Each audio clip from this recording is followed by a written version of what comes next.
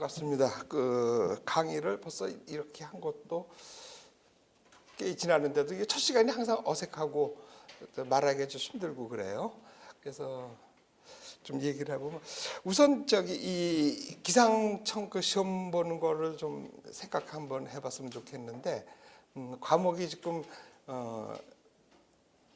5과목 중에서 이제 기상학이 2과목이에요. 그러니까 3과목이 문과 과목인데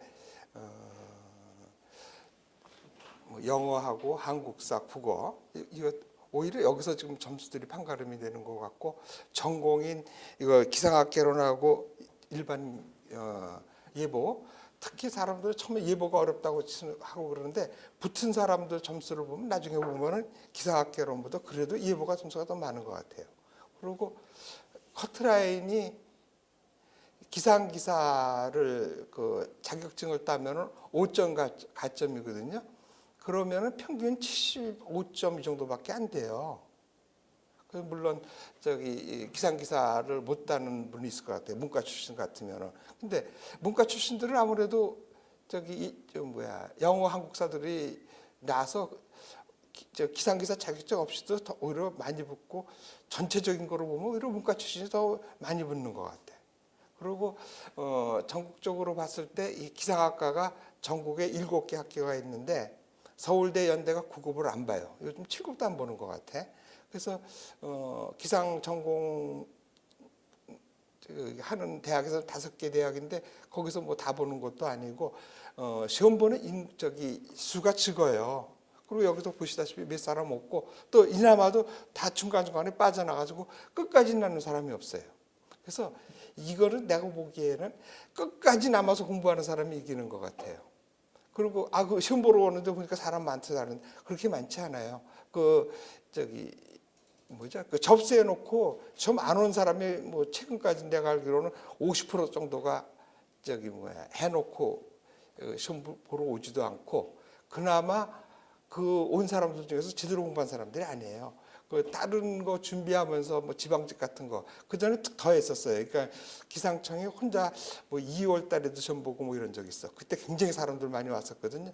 그게 기상청 들어오려고 온 사람들이 아니고 영어나 한국사 취의가 어떻게 되는가 이런 거 보려고 와가지고 그 시험 끝나면 전공 시험 볼 때면 다 도망가고 몇 사람 남지도 않는다 그러더라고요.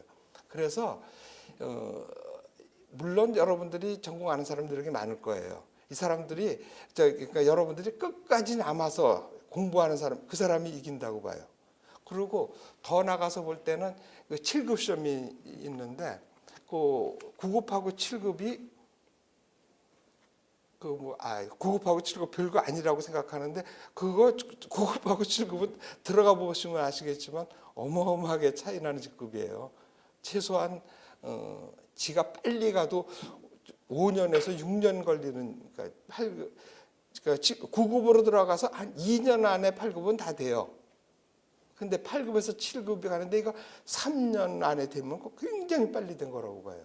그래서 이거 7급이 굉장히 해볼 만한데 사람들이 안 하고 있어요. 특히 기상청에서 있는 재직하고 있는 사람이 이거 7급 시험이 이렇게 좀 정기적으로 본 게 지금 2번 봤나? 지금 3번째 들어가고서 8급들이 많이 기상청에 좀 재직하고 있는 사람도 좀 준비할까 그랬더니 그나마도 안 하고 있더라고요. 그냥 7급 없애라고 그냥 맨날 적어놔 투정만 하고 있는 것 같고 지가 공부해서 하면 되는데 공부하기 싫으니까 자꾸 그런 것 같아. 그러니까는 그 7급 시험도 그렇게 어려운 게 아니에요. 그리고 거기에는 문과 출신보다는 이과 출신이 더 유리할 수가 있어. 그러고 그러니까 9급에서 떨어진 사람이 7급 시험 봐서 붙을 공산도 크다는 거예요. 그래서 처음에 1회 시험 때 엄청 어렵게 나오고 2회 좀 됐을 때는 좀 쉬워지지 않을까 했는데 역시 난이도가 그렇게 낮아지진 않고 역시 어려워요. 그래서 커트라인이 아마 60점대일 거예요. 그래서 보면은 내가 보기에는 7급 시험은 실력에서 평가가 되는 게 아니라 모르는 문제 찍어서 맞은 사람이 그러니까 변별력이 없다고 보겠어요. 왜냐하면 그 시험이 굉장히 어려워요. 근데 시험 보면 어려우면은 저기 내가 시험 보는 나만 어려운 거 다 어려운 거라고. 그렇죠? 그래서 어차피 시험 준비하는 거 그것까지도 해서 진짜 그런 신화가 나올 것 같아. 내가 뭐 9급 떨어지고 7급에 가서 붙는. 그래서 그리고 큰 뭐라 그러나 이 지금 이 9급 시험도 처음에는 굉장히 쉽고 그랬는데 요즘 자꾸 좀 이렇게 어려워지고 또 시험 그 형태가 조금씩 달라지고 있어요. 뭐냐면은 단순하게 묻는 것이 아니고 거의 뭐 수능식으로 그 전에는 뭐 저기 뭐야 다섯 4개 중에서 맞는 거를 골라라 틀린 거를 골라라 그랬는데 이제는 보면은 많이는 들어가진 않지만은 뭐 여기서 만든 거를 뭐 기억론에서 뭐 2개, 3개 이렇게 뭐 이렇게 고르는 수능처럼 그렇게 수능이 5개죠. 근데 여기는 4개라서 뭐 그렇게 저것도 어려운 건 아니고 또 그렇게 문제 내는 사람들이 그 뭐 일부 대학 교수가 포함되고 그다음에 기상청에 그 젊은 서기관이나 4급이나 5급들이 하는 것 같은데 전문적으로 문제 내는 사람이 아니에요. 그래가지고 그렇게 좀 어설퍼. 그래서 그놈이에요. 그래서 조금만 더 공부하는 김에 그것까지도 준비하는 게 좋겠고 그 다음에는 기상 기사를 따면은 그 이제 이과 출신이고 일부 문과가 시험을 볼 수가 있는데 5점 가점을 주면 이거 굉장히 큰 거거든요. 그래서 이런 것도 기상기사도 좀 준비하고 그래서 보면은 결코 이 시험이 어려운 시험은 아니라고 봐요.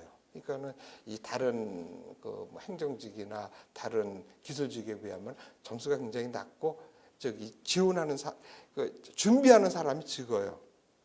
네가 뭘 보고 아냐 그러는데 지금 저기 전국에서 가르치는 사람 나밖에 없잖아요. 내가 보면 다 아는 거예요. 몇 사람이 안 된다고요. 특히 7급은 혼자 뛰면 1등이잖아. 그래서 7급 준비를 해야 되는데 7급 진짜들 안 하는 것 같아. 그래서 여러분들은 여기서 좀 기상기사 자격증이 있는지는 모르겠는데 어차피 한 번에 된다는 이런 생각 물론 좋죠. 되면은 그렇게 하지 마시고 지금 뭐 경찰 같은 것도 모여서 한 3년씩 이렇게 준비하고 있는데 이거 1, 2년 금세 저거 하고 꾸준히만 여기서 이 공부하는 방법도 조금 내가 좀 여기서 보면 좀 우리 기상하는 사람들 보면은 우리 지금 이 학원이 아침 9시서부터 이렇게 10시까지인가 이렇게 개방하고 있는데 거기에 가장 적게 참석하는 분들이 집에 가서 공부하지 마시고 여기 학원에서 남아서 공부해도 괜찮거든. 뭐 겨울에는 에어컨 여름에는 에어컨 틀어주고 겨울에는 뭐 난방까지 해주고 그런데 얼마나 좋아. 그 집에 가서 하지 마시고 여기서 하면 되고 그 다음에는 공부가 언제 실력이 느냐면은 시험 보는 거예요. 자, 이게 지금 준비를 어떻게 하냐면 지금 이제 지나갔어요. 그 8월 달에 기초 기상을 했거든요. 그 이제 문과 출신이라든지 그 물리하는 사람이 해서 그 준비하면 되고 이제 앞으로 기상학개론하고 일반 기상학이 한 2달 정도 하거든요.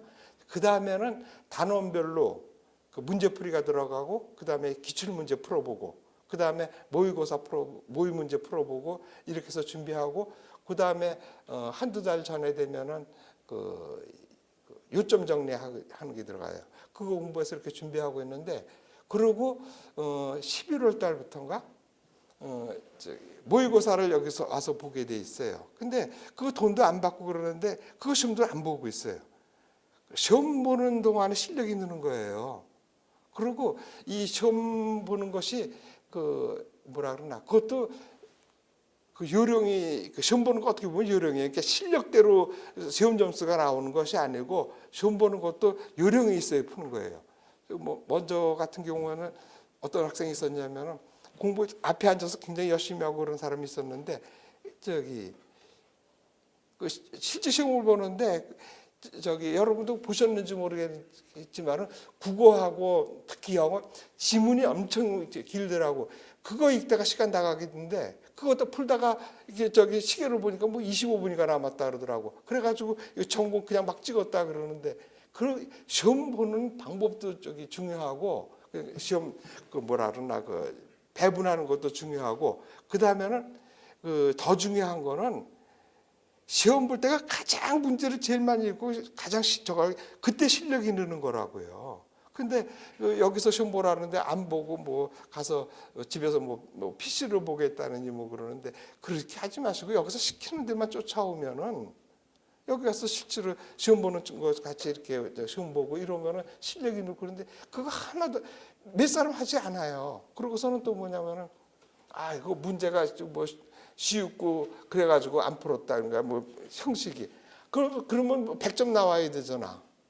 시험도 100점도 안 나오면서 묻는 방식은 뭐 이렇게 물을 수도 저렇게 물어볼 수도 있고 그러는데 내가 답을 확실히 알면은 그게 이제 어떤 형식으로 물어봐도 답을 할 수 있는 거라고요.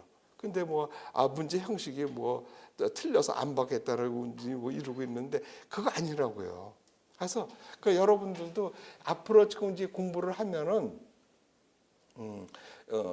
아까 그 하는 방식은 쭉 알려줬지만은 그 노트를 따로 이렇게 하나 만들어 가지고 강의를 듣다가 이해 못한 거 어려운 것들은 따로 적어놔야 돼요. 그래서 적어서 문제 풀고 뭐 쭉 이렇게 하다가 그 아는 것들은 지워버리고 하다가 마지막에는 그저 A4 용지 한 장, 두 장 되는 이런 거를 하나 만들어야 돼요.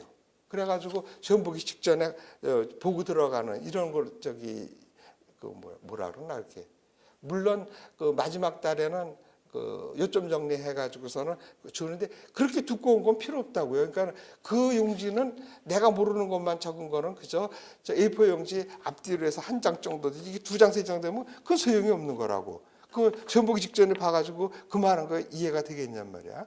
뭐냐면은 꼭 문제는 이해해야 되는 것도 있지만은 암기해야 되는 게 있어요. 지금부터 암기해봐가지고 뭐 6, 7개월 뒤에 시험 볼 거 지금 외워가지고 안 되는 것들이 있거든요. 그런 것들은 따로 적어야 돼요. 그래서 이제 강의가 시작되면은 그런 것도 좀 이렇게 뭐라 자기 나름대로의 노트 같은 걸 만들어가지고 아는 것들은 자꾸 지워나가는 거야. 그래가지고 마지막에 그 한 장 정도로 될 수 있게끔 이렇게 준비들 하시고 여기서 시켜주는 대로 하고 또 여러분들 중에는 전공 안 하신 분들이 있고 특히 또 문과 출신이 있다 그러면 그럼 다시 가서 기초기상학을 다시 들어보는 게 좋겠어요.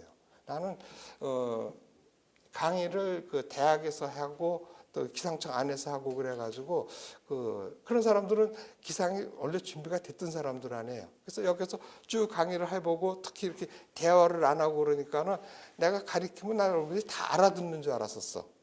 근데 와서 질문하고 보니까 그게 아니더라고. 그래서 이거 아니겠다고 싶어서 강의가 다시 시작된 것이 기초기상학이에요. 그래서 기초기상학을 특히 그 문과 출신들은 한번 보고선 들어야 이거 내용이 이해가 될 거라고 이렇게 생각돼요. 그래서 시험은 공부는 뭐 새로운 거 많이 알고 뭐 이것도 중요하지만은 기본이 안 돼 있으면 앞에 나가지를 못해요.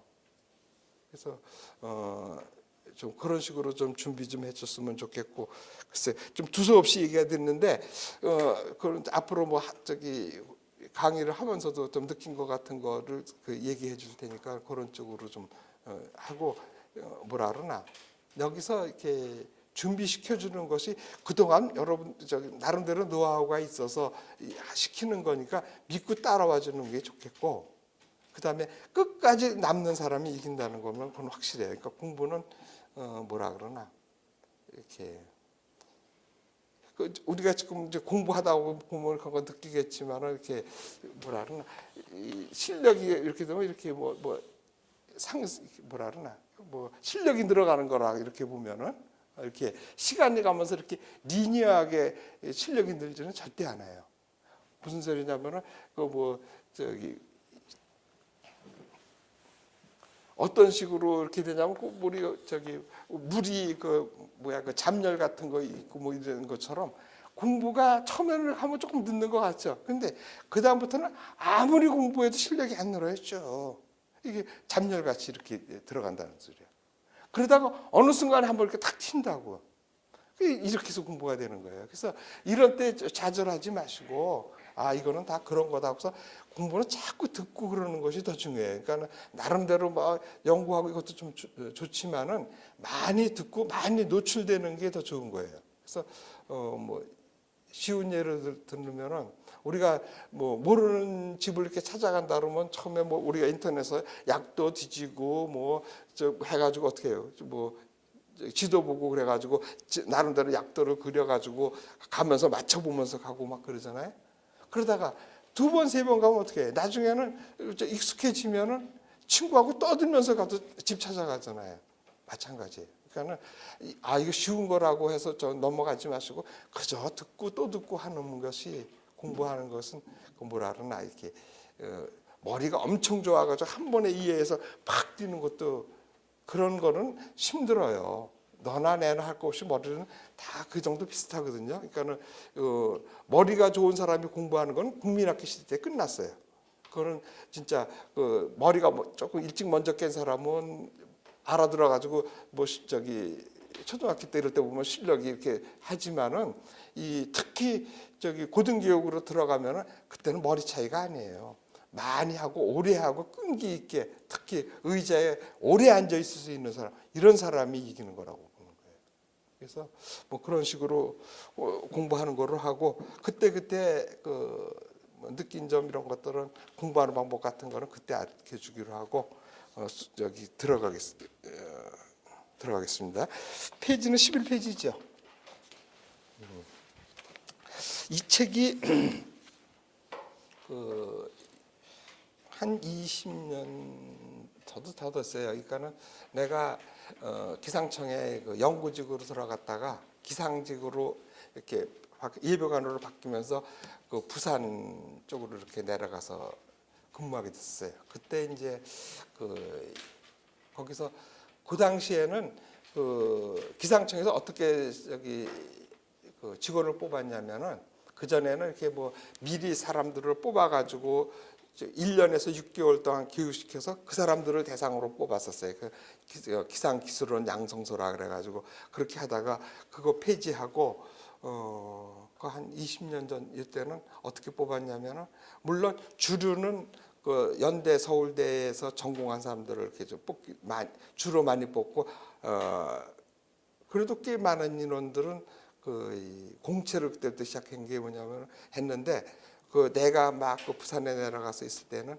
그 기상기사 그 합격한 사람들만 시험을 보기 위해서 뽑았었어요. 그래서 그 부산에는 그 부경대하고 부산대가 이렇게 있는데 거기 기상학과들이 있어요.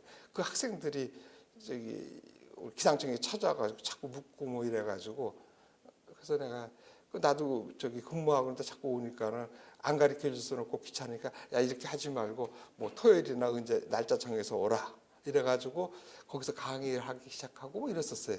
그리고 그 전에도 이제 기상청에서도 직원 상대로 강의하고 그러던 그 노트를 이렇게 쭉 저기 강의 노트 그걸 쭉 갖고 있었다가 중간에 없어지기도 하고 또 그러다가 또 제주로 가서 또 제주대학에서 또 강의하게 됐었어요.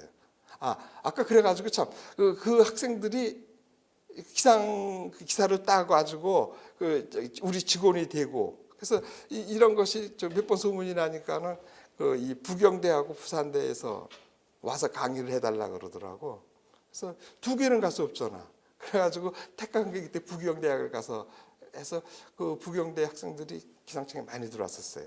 그러다가 이제 시기 바뀌어가지고 또 이렇게 됐었는데 그러다가 다시 또 그 제주에 가서 또 강의를 하고 그러다가 그 정년퇴직을 하고 나와서 정년퇴직을 조금 일찍 나왔는데 그러고 나서 이제 강의를 시작했는데 그때 노트들을 모아가지고 이 책을 만들었는데 처음에는 두 권이 합쳐서 요거도 안 될 정도로 이렇게 작았었는데 첫 판이 이제 그 프린트물로 저기 하다가 정식으로 이렇게 인쇄를 한 것이 그 당시에서 굉장히 그 책들이 많이 나갔었어요. 그래서 그때는 계속 그렇게 나가는 줄 알았더니 한 번 책 산 사람이 안 사고 자꾸 돌려보는 것 같더라고. 그래가지고 지금 뭐 재고가 엄청 남았다 그래가지고 앞으로는 저기 인쇄하기가 좀 힘들 것 같은데 처음에 그렇게도 인기들이 있었었어요.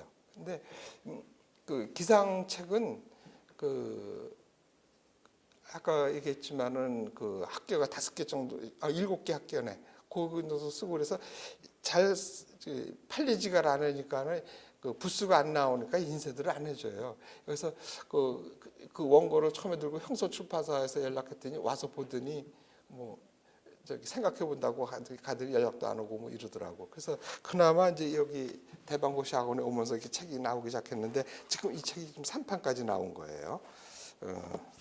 그렇게 해서 강의가 시작됐던 건데 저 원고들이 뭐 중간에 없어지기도 하고 뭐 이래가지고 그 다시 정리하고 또 가리키면서 되고 그 다음에 이 강의가 이렇게 쭉 시작되는 동안에 어떤 일이 있었냐면은 기상청에서 그 문제를가 낸 문제들이 그 문제 출제에 그 오류가 있어가지고 그게 국정감사에서 문제가 나온 거야. 국정감사에서 나와가지고 기상청 그 문제 잘 내라고 뭐 이렇게 해가지고 저기 됐는데 그러고 나서 그 무슨 일이 생겼냐면 그 문제 출제하는 사람들이 그 소리를 듣기 싫으니까는 그 문제를 갖다가 이렇게 창의적으로 내지를 않고 꼭 책 안에 있는 것들, 그러니까 글자를 안 바꾸면서 이렇게 내는 경향이 있는 것 같아요. 그 지금 앞으로 그 뭐라 그러나 그 기출 문제를 풀어볼 시간이 있거든요. 그때 문제 그거 하겠지만은 어떤 애는 한 문제에서 한 과목에서 2-3문제가 막 이렇게 오답이 나가지고 다 맞게 해주고 뭐 그런 경우가 있었어요. 그래서 그 뒤로는 문제들을 굉장히 그 뭐라 그러나 그 창의적으로 내는 게 아니라 그 교재에 있는 어느 책에 있었던 그 말 그대로 이렇게 내려고 하는 특성이 있어요. 그래서 어떻게 보면 그것만 잘 이용해도 가능성이 있을 것 같더라고요. 그 다음에는 문제를 이렇게 푸는 거는 실력도 실력이지만은 그 문제를 푸는 것이 실력대로가 되지가 않고 특히 그 사지선다는 무슨 뭐 수식을 쓰려느니 뭐 이런 것들은 절대 없잖아요. 4개 중에서 맞는 것을 골라라, 틀린 것을 골라라 이렇게 되는 거라고. 그러다 보면은 논리적으로 이렇게 따져 보면은 항상 4문제 중에서 2문제는 답이 될 수가 없는 문제를 다 걸러낼 수가 있어요.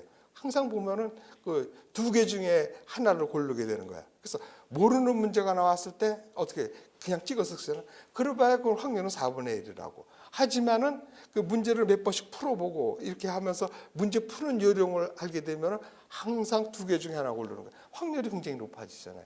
그래서 문제 푸는 방법, 아까 그래서 그 여기 와서 모의고사를 보고 이러는 것이 뭐 똑같은 문제를 인터넷으로 푸는 것보다는 여기 나와서 풀어보는 것이 좋겠다는 뜻이 그래서 있다는 거예요. 그래서 그 문제 푸는 요령 같은 거는 여기서보다는 이제 뭐 단원별로 문제 풀어보고 그다음에 기출 문제 풀어보고 그다음에 모의 문제를 풀어봐가지고 지금 모의 문제도 1년에 5개씩 해서 하다 보니까 지금 꽤 많이 쌓여 있다고요. 그래서 이런 것들을 풀어보면은 또 뭐라 그러나 그 문제가 기상청에서 내는 그 문제의 뭐라 그러나 흐름 같은 것도 알 수 있고 그래서 충분히 내가 충분히 이렇게 대비를 하면은 그렇게 어려운 건 아니라고 나는 보거든요. 그래서 일단 시작을 하셨으니까는 얼마나 남을지는 모르겠어요. 그래서 끝까지 남아서 들었다고 해서 붙는다는 보장은 절대 할 수는 없죠. 하지만은 중간에 포기한 사람은 절대 안 된다는 것은 내가 확신하게 말할 수 있다는 뜻이에요. 그러니까는 끝까지 남아서 푸는 것이 좋다고 생각하겠어요. 문제 들어간다면서 또 산천포로 빠졌는데 자 11페이지 한번 보시고요. 지금 기상학 개론 중에서 지금 들어갈 것이 지구대기인데 왜냐하면은 기상학에서 대상이 되는 것이 지구대기이기 때문에 그래요. 그리고 이 기상학에서 이렇게 기상학의 변천을 이렇게 보면 원래 기상은 이건 그 얘기가 아니죠. 기상의 대상이 되는 것은 이 지표서부터 10km 정도까지 해서 이거를 대류권이라 그래요. 그래서 이 안에서 생기는 그 기상학적 현상을 다루는 거예요. 그런데 이 기상이 이렇게 하다 보니까 이게 범위가 자꾸 넓어지는 거예요. 그러니까 우리가 이 성층권이라 그래서 여기는 수증기가 없거든요. 그래서 얘는 기상에 영향을 못 미친다. 그래가지고 요 대류권만 이렇게 따졌는데 이제는 그게 아니고 이 성층권도 중요하고 위에 열권 이런 것들도 기상에 영향을 미친다. 그래가지고 이 범위가 지표서부터 이게 10km까지 이 범위였었는데 이게 자꾸 늘어나는 거예요. 그래가지고 이 100km 이상의 그 고층 대기까지도 기상학의 범주가 된 거예요. 그러다 보니까 이거를 지금 우리 지구 같은 건 행성이라 그러잖아요. 이 행성 대기하고 그러다 보면 저쪽에서 그 태양 같은 거에 항성 대기, 항성 대기도 범위가 쭉 다 보면 항성 대기 안에 지구 대기가 포함됐다고도 볼 수 있는 거예요. 그러다 보니까는 이 겹치는 거야. 그래서 천문학에서 그 항성 대기했던 사람들이 오히려 지구의 그 열권 위에 있는 그 층에 있는 거는 오히려 더 잘하는 수가 있어. 그래가지고 여기 뭐 강의 듣는 사람 중에 강릉대학 출신이 있는지 모르겠는데 그 강릉대학교 권태영 교수 같은 분은 원래 천문했던 분이 그 항성대기 하다가 이렇게 자꾸 어떻게 보면 기상의 범위가 넓어졌다고 보나? 그래서 지금 이 교재 제목이 일반 기상학인데 그래서 요즘은 기상학이라고 하지 않고 대기과학이라고 하는 거예요. 그 범위가 넓어지고 그러다 보니까는 여기 이제 우주기상이라 그래가지고 이것도 지금 기상청에서 예보 범위가 된 거예요. 그래서 기상청이 옛날에 물론 지진 같은 거는 기상의 범위가 아닌데 기상이 지진은 기상청에서 업무가 됐는데 이런 것들은 나라마다 좀 틀려요. 일본하고 우리가 대표적으로 지진을 기상하기위해서 하는 거고 중국만 해도 지진이 따로 떨어져 있고 지진국이라 해서 오히려 기상국보다 더 크지. 그다음에 미국 같은 데서도 지진은 다른 데서 하고 그래요. 그런데 그리고 이제 환경 같은 거는 우리나라에서 이제 환경 문제가 들어섰을 때 그 정부에서 환경 분야가 생겼으니까 기상청에 하라 그랬는데 기상청에서 못하겠다 그래가지고 환경부가 생겼어요. 그래가지고 그 환경부가 더 커져가지고 지금 기상청이 환경부 밑에 들어가 있는 상황이죠. 그래서 그런 전철이 있어서 그런지 이 우주기상은 그거 지금 다루고 있는 부서가 전파연구소예요.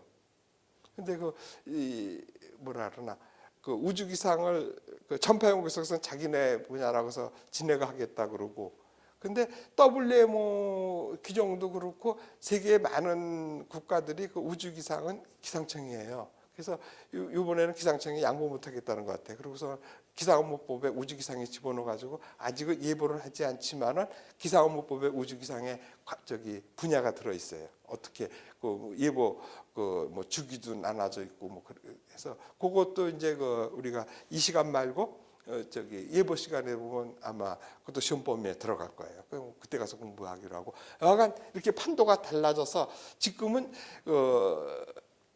기상학과라고 그러지 않고 그래서 대기과학과라고 그러고 책도 여기서는 이제 기상청에서 나오는 과목이 기상학 개론이라서 이렇게 썼는데 내용적으로 보면 어떻게 보면 대기과학이라는 얘기예요. 그리고 이 대기과학은 지금 이렇게 얘기했듯이 뭐 천문도 들어가야 되고 그다음에 다루는 것이 대기다 보니까는 뭐 공기의 성질 같은 걸 따지려면 화학도 들어가고 그렇죠? 그다음에는 공기들의 성질이니 뭐 이런 거 따르면 물리를 안 할 수가 없고 그러다 보면은 또 다루는 것이 유체가 움직이고 하는 것에서 해서 그다음에 뭐 운동이 들어가고 그러니까 역학이 안 들어갈 수가 없고 또 지금은 옛날하고 달라서 뭐 일기도만 보고 내는 것이 아니라 그 역학을 하면서 그거를 갖다가 컴퓨터로 계산하고 슈퍼컴을 쓰고 있잖아요. 그러니까 전산도 해야 되고 수학도 해야 되고 어떻게 보면 아주 이 오케스트라 같이 그냥 종합 학문의 종합이 된 것이 기상학이라고 볼 수가 있어요. 그러다 보니까 어떻게 해요? 이 범위는 넓지만 어떻게 보면 폭이 좁다는 소리야. 그러니까 깊이가 없다는 소리지. 그래서 이 기상하기 쉬울 수가 있다는 거예요. 그러니까 이 폭넓게 알고 깊이는 조금 몰라도 된다는 뜻이야. 그리고 이거를 다루다 보니까 어떠해요? 이 수학하고 미적이 나와야 되고 물리가 나와야 되는데 앞으로 해보시면 알겠지만은 그렇게 어려운 그 미적이 그거는 수치화는 그 사람들한테만 필요한 거지 뭐 예보를 내고 하는 데까지는 그게 중요하지 않다는 뜻이에요. 그래서 그런 것들을 기초기상학에서 다뤘었는데 그것도 일방적으로 가르치는 기다가 보고 지금도 좀 본 사람한테서 뭐 연락도 오고 뭐 그러는데 조금 보충해야 될 것이 나는 나름대로 그 미적에 대해서 좀 얘기를 했는데 그걸 좀 모르는 것 같더라고요. 사람들이 왜 미분을 해야 되는지 왜 적분을 해야 되는지 원리 같은 것들이 기본을 좀 설명을 더 해달라 그래가지고 내년에는 그 부분을 조금만 더 보강해서 좀 하겠어요. 그러니까 특히 그 문과 출신들이 있어서 근데 문과라고 미분 적분 못한다는 건 사실은 말이 안 되거든요. 그 문과 중에서 특히 경제학 같은 거 하는 사람은 미적이 이과보다 더 많이 해요. 근데 핑계를 항상 나 문과라고 뭐 그러는데 그것도 그렇게 어렵지는 않고 우리가 필요한 거는 그 미분 적분의 그 기본 개념, 그 다음에 미분 적분을 어떻게 해요? 우리가 얘기를 뭐라 할까? 뭐 x 자승을 미분하라면 우리가 감각적으로 ex라는 거 바로 나오잖아요. 근데 우리가 이용하는 컴퓨터는 이거가 안 된다고. 그래서 어떻게 해요? 얘를 미분이 안 되니까 편매분 방정식으로 바꾸고 그 편매분 방정식을 갖다가 수치적으로 구하는 거예요. 그걸 차분법이라 그러지. 그러니까 차분화하는 그런 과정 같은 거, 그러니까 그런 것들이 아마 왜 그러는지 모르는 것 같더라고요. 그래서 그런 것들은 내년에는 조금 더 보강시키고 일부는 나는 충분히 ES라고 생각하고서 기초기상학에서 했었는데 지금 자꾸 듣는 거 들어오는 얘기는 그런 부분이 조금 좀 더 해야 될 것 같더라고요. 그래서 그런 거는 문과 출신들은 그런 거를 좀 더 봐주시면 될 것 같아요. 그래서 이 범위가 늘어나고 있고 그 다음에는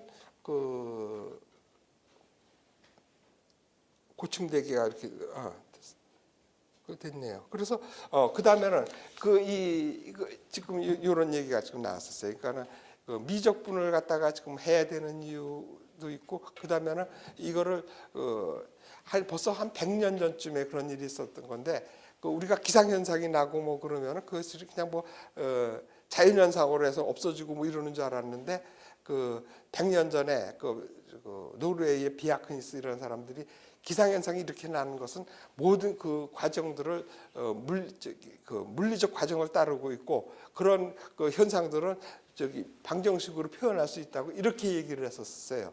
그래서 그것이 진짜냐 아니냐 그래가지고 1920년대에 그거를 수치로 적분을 해서 프로도 보고 하다가 1950년대부터는 이제 그게 1920년대 했을 때는 계산이 너무 많이 걸려서 안 된다는 소리예요. 뭐냐면은 내가 내일 예보하고 모레 예보를 하는데 계산이 너무 양이 많아가지고 그게 3일 걸렸다 4일 걸렸다 뭐 소용이 없잖아요. 계산하는 중에 벌써 날짜가 지나가니까. 그래서 그런 것이 안 되는 줄 알았는데 1950년대부터 컴퓨터가 나오면서부터 그게 가능해졌다는 얘기예요. 그래서 이제는 기상학에서 많은 것들이 컴퓨터를 이용해서 풀어야 될 물이 생겨. 그게 수치예보라고요.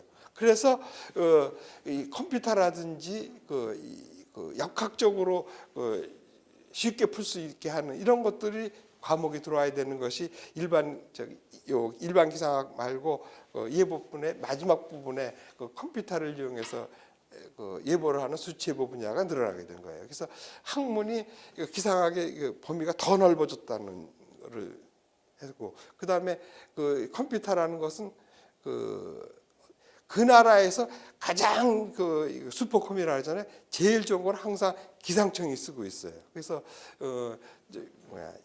수치적으로 이렇게 능숙하거나 컴퓨터를 달로 쓰고 있는 사람들은 특히 역학 같은 걸 하신 분들은 이제 이 기상청에서 들어가서도 보면 분야가 많은데 그런 쪽으로 할 수도 있고, 그 다음에는 더 좋은 쪽으로 하나는 또 뭐가 있냐면은 이 복사 같은 거에 대기 복사 이쪽에 관심이 많은 사람들은 그 위성을, 그래서 위성에서 앞으로는 그 뭐라 그러나 사람이 그 혹한 지대나 뭐 사막에 가서 관측할 수 없잖아요. 이런 것들을 원격 관측을 하는데, 이런 것들의 주가 이제 앞으로는 레이더 위성인데, 특히 그 중에서도 위성 같은 거, 그래서 수치 예보하고 위성이 우리 기상청에서 이렇게 클 수 있는 또 중요한 업무를 하게 되는 거라고 이렇게 생각되거든요. 그래서 이런 것들은 이제 공부해 가면서 한 번씩 느껴보도록 하시고요. 자, 그래서 11페이지 한번 보시면서 굉장히 많이 길어졌는데, 자, 이제 예보에 대해서는 그 예보의 변청 같은 거는 일기 분석에서 하고, 여기서는 뭐라 그러나 물리적인 거하고 운동적인 거 이런 것을 다루는 것이 물론 이 일반 기상학은 모든 걸 다 포함하지만 그쪽 방향으로 공부하는 것이 기상학 개론이라고 생각하시고요. 그래서 그 대상이 되는 것이 그 지구 대기니까 지구 대기에서 공부하겠어요. 그래서 이 지구 대기를 하다 보면은 어때? 유체를 해야 되는 거고, 그 유체를 하다 보면은 이 화학적인 거 이런 것들이 기본은 조금 해야 된다는 뜻이에요. 그리고 그러다 보니까 또 지구 대기하고 이 행성을 봐야 되고, 행성을 보다 보면은 또 다른 행성하고도 또 비교를 해봐야 되고 해서 좀 천문학적인 요소가 있고, 그래서 이런 것들은 그 전에는 그 시험에서 다루지 않던 분야였었는데, 지금 그 시험이 지금 그 기상청에서 그 전공을 불문하고 나이 불문하고서 지금 뽑기 시작한 것이 아마 2010년인 것 같아요. 그래서 이렇게 해서 이런 식으로 문제를 쭉 풀다 보니까 어떻게 해요? 자꾸 낼 거를 다 낸 거야. 그러니까는 뭐라 그러나 안 다루던 분야까지도 하게 돼서 오히려 지금 그래서 지구대기가 그 전에는 그냥 뭐 이런 것이 있구나 하고서 넘어갔는데, 여기서 자꾸 묻기도 한다는 뜻이야. 그래서 어떻게 보면은 천문적인 거를 묻는 것들이 그 기출 문제를 보시면 알겠지만 꽤 많이 나오고 있어. 그래서 이제는 이것도 간과하면 안 되겠다는 뜻이에요. 그래서 시험이 길다 역사가 좀 깊다 보니까는 나왔던 문제들이 또 나올 수는 없으니까는 자꾸 새로운 문제를 발굴하는 것 같아. 그래서 그 중에서도 이 지구대기 쪽에서는 어떻게 보면 천문적인 문제도 꼭 나와야 된다는 뜻이에요. 그래서 이것도 그냥 간과하지 마시고, 옛날 같으면은 그냥 지구대기 하면서 간단하게 지나간 것들을 조금 더 해야 되겠고, 자, 그 다음에는 뭐가 중요하냐면은 여기서 나오는 웬만한 수치들, 이것들이 외워야 된다는 뜻이에요. 왜냐하면은 지금 문제가 아마 100문제가 나오는 것 같아, 그렇죠? 그러면서 한 과목 20문제씩 이렇게 나오는 것 같은데, 그 문과 문제는 내가 모르겠지만은 기상 문제가 20개씩 해서 40개가 나오는데, 여기에 특히 뭐 여기도 둘 다 그렇구나. 계산 문제도 꽤 나오고 있고 그래요. 그러면은 한 문제 푸는데 아마 1분을 넘으면 안 될 것 같아. 어떤 것들은 좀 2, 3분 걸리는 것도 있고, 그 다음에 3, 4분, 5분씩 이렇게 걸리는 문제는 그런 거는 그냥 고르는 게 낫다고. 그거 붙들고 3, 4분 걸리면은 안 푸는 것만 못 하다고요. 그래서 문제를 푸는 요령은 이제 그때 가서 하기로 하지만, 어떻든 간에 이 문제를 1분 안에 풀라 그러면은 많은 자주 나오는 이런 수치 같은 걸 외워야 된다는 뜻이야. 그래야 문제를 쉽게 접근할 수 있어요. 그래서 내가 이런 것들은 외워야 되겠다는 것들은 좀 외워줬으면 좋겠어요. 그 중에 하나가 지금 여기서 나오는 거야. 보면은 여기서부터 할까? 이거 지구와 태양과의 거리 같은 거, 이거 지구와 태양, 1억 5천만이라고 이런 거 외두는 게 좋다는 뜻이야. 자, 그리고 왜 지금 지구 대기를 하면서 태양을 하냐면은 지구에서 있는 모든 에너지원들은 전부 태양에서 와서 그러는 거라고. 그래가지고 그 태양에 있는 에너지가 어떻게 지구에 전달되고 이런 과정들을 배우게 되는 거야. 그래서 우선 태양부터 알고 하겠다는 뜻이야. 그래서 우선 태양 그러면은 태양이 이렇게 가운데 있으면 그 주위에 행성들이 있고 또 행성 안에는 위성이 돌고 그러는데 이 항성인 이 태양에 대해서 보면은 이 태양은 이 가스로 이루어지면서 이게 고압으로 눌려가지고 된 이런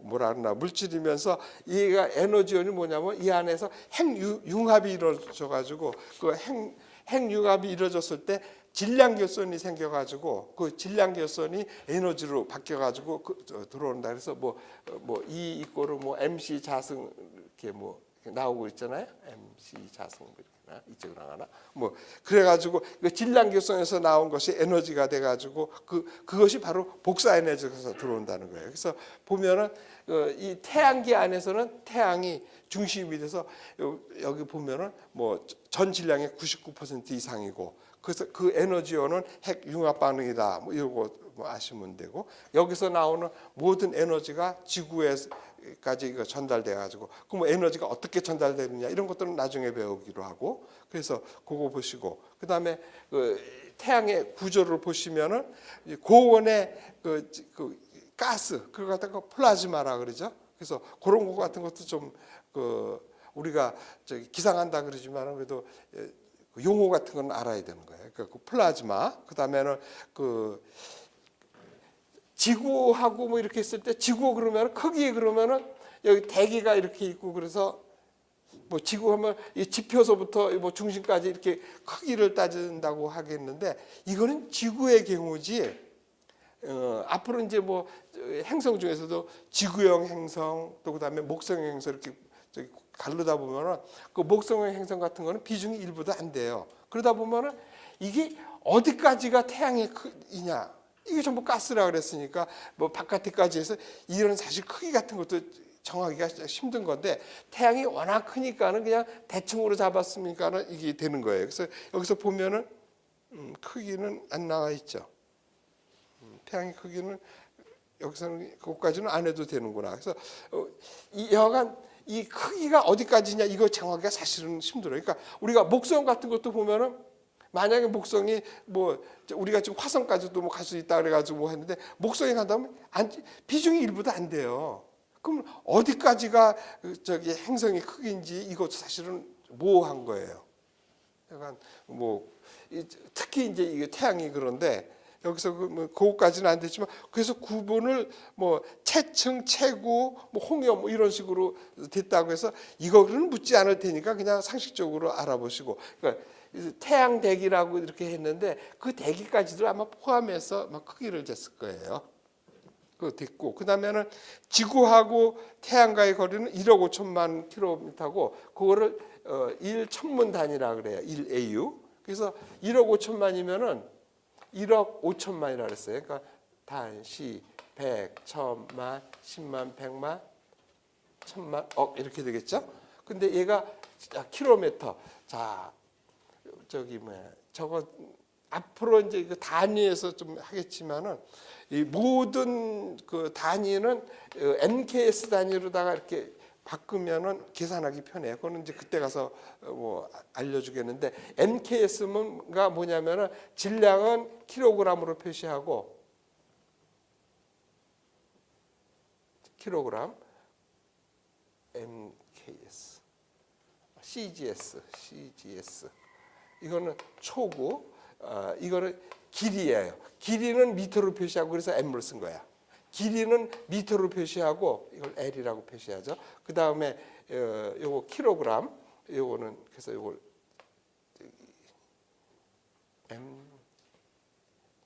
이거 매스, 이거 매스, 랭스, 세컨드 이렇게 표시한 거예요. 그래서 그 MKS라는 거예요. MKS, 세컨드. 그래서 이런 식으로 표시해야지 계산하기 편해요. 그래서 그런 것들은 계산할 때 그때 가르쳐 주겠어요. 그래서 1억 5천만 킬로미터니까 킬로미터는 어떻게 1000을 더 붙이면 미터가 되죠. 그러면은 3개씩 끊으면은 이렇게 쓰겠고, 그러면 하나, 둘, 셋, 넷, 다섯, 여섯, 일곱, 여덟, 아홉, 열, 열하나 있죠. 그거는 이거 뭐 1.5 곱하기 10의 11승미터 이런 식으로 이렇게 해서 계산해야 돼요. 그러니까 이제 여기서는 그냥 외기 쉽게는 1억 5천만 킬로미터를 외우고 얘는 미터로 쓰면 이렇게 된다는 거 알아야 돼요. 그러면 이런 것들을 쓰는 방법들은 운동 들어갈 때 그 전에 그리고 저기 한번 하겠어요. 이거는 기초기상학에서는 다 다뤘던 문제인데 여기서도 할 거니까 너무 걱정하지 마시고. 그래서 우리가 이 단위 체계가 CGS가 있고 MKS가 있는데 요거는 고전역학 같은 거 다룰 때는 좋았어요. 그러니까 이걸 단위가 센티미터, 그람, 촌데 이거 너무 수치가 작잖아요. 우리가 다루는 건 저기 하고 그래서 모든 단위를 NKS로 쓰자고 이렇게 WMO에서 정해서 한 거거든요. 그래서 NKS 단위로다가 다 바꿔주면은 계산이 굉장히 단위를 생각하지 않고 쉽게 문제를 푸는 계산 문제를 푸는 방법이 있으니까 그건 그때 가서 배우기로 하면 돼요. 자, 그리고 그 다음에는 태양의 표면 온도는 6,000도 K 이것도 외워둬야 돼요. 6,000도 근데 K라고 표시했는데 이것도 왜냐하면 온도 단위는 도씨가 있고 그 다음에 화씨라 그래가지고 F를 표시하는 게 있고 그 다음에 이렇게 과학적으로 쓸 때는 켈빈 온도라 해서 절대 온도 또는 켈빈 온도라 해서 K를 쓰는 거예요. 근데 주의할 거는 도씨, 도 F였는데 여기서 앞에 도를 안 붙이는 거야. 그래서 이것도 뭐 여기다가 273 더하면 되고 그런 거는 또 나중에 뒤에 가서 할 수도 있고 또 요거과 요거의 관계 뭐 이런 것들은 또 뒤에 가서 할 때가 있으니까 저기 그때 가서 하기로 하고 여기서는 그 온도를 뭐 6,000도 K로 해서 이렇게 절대 온도를 표시하는 거. 절대 온도로 저기 바꿔줘야지 계산하기가 편해요. 그 다른 뭐 부피하고 관계라든지 뭐 압력과의 관계 이런 거 할 때는 섭씨로 쓰는 게 아니라 이 절대 온도를 표시해야 되고 과학적으로 표시할 때는 다 이렇게 절대 온도를 표시하는 거예요. 그러면 여기서 뭐 273은 6,000도에서는 큰 차이가 없으니까 그냥 뭐 6,000도 K라고 쓴 거고 그다음에 내부 온도는 20,000도 K가 넘는 거는 그건 뭐 모르셔도 되고 그다음에 다른 거는 요거 하나 저기 흑점이라고 있어요. 이 태양 안에서 상대적으로 온도가 낮은 부분이 있어요. 홍염이라 가지고 이게 뭐 코로나 홍염에서 여기서 뭐 나오는 거가 있는데 그건 그만 두시고 여기서 이 흑점이라는 것은 주위보다 상대적으로 온도가 낮아 가지고 꺼멓게 보이는 것이에요. 그래서 얘네들이 뭐 기후 변화하고도 연관이 있고 뭐 그렇다고 하고 그다음에 얘네들이 또 뭐 태양 활동하고 연관돼서 뭐 델린저 현상이라든지 뭐 우주 기상 이쪽에서 영향을 미치고 뭐 중요한 것 같아요. 그래서 흑점이라고가 있는데 이 흑점이 많았다 적었다 하는데 그 주기가 뭐 11.5년이니까 뭐 11년 뭐 12년 뭐 이렇게 얘기하는데 그 11.5년이라는 거 저기 좀 아시고 여기서 온도가 4,500도라서 그게 온도가 이렇게 차서 까맣게 나왔다는 뜻이야. 그래서 그 정도까지도 좀 외웠으면 좋겠어요. 그러니까 태양의 표면 온도가 한 6,000도쯤 되는데 흑점의 온도는 4,500도라는 얘기예요. 자, 그래서 너무 장황하게 하고 그래서 시간이 많이 적어 있었는데 조금 쉬었다가 두 번째부터 하면은 그때부터는 좀 제대로 좀 공부하는 걸로. 그래서 오늘 태양만 하는 걸로 하고 좀 쉬다 합시다.